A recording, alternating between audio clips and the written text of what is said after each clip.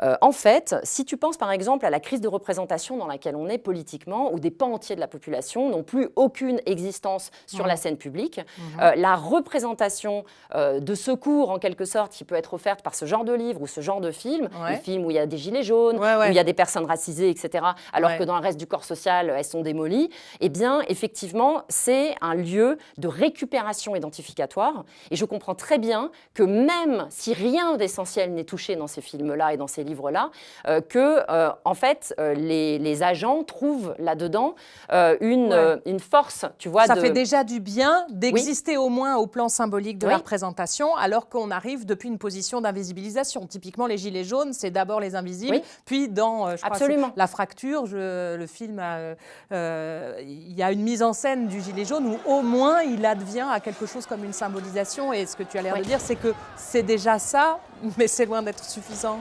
Eh bien, en fait, c'est une démarche réformiste. C'est-à-dire, ça fait de l'aménagement dans le cadre. Et la démarche, si on veut le dire donc dans des termes politiques, une démarche révolutionnaire en littérature passera par le travail formel. Mais pareil en cinéma, mais pareil en théâtre. À mon avis, c'est une évidence. On peut faire des aménagements à l'intérieur de cette illisibilité volontaire. Puisque on peut, enfin moi j'en fais beaucoup dans mes livres et puis dans les à côté des livres où on essaye d'expliquer ce qu'on fait, etc.